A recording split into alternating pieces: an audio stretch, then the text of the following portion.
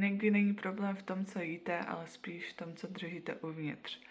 Včera mi jedna klientka napsala a připomněla mi to důležitou věc. Celý den byla v pohodě, potom se pohádala s manželem a sesypaly se na ní všechny emoce. Potřebovala počítat kalorie nebo se nutit na další trénink.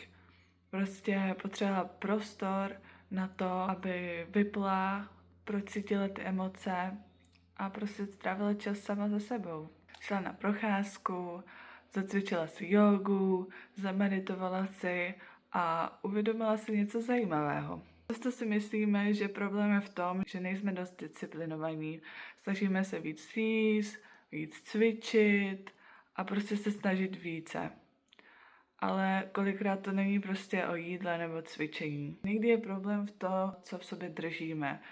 Může to být smutek, stres, frustrace, nějaký tlak, co sobě držíme týdny a týdny.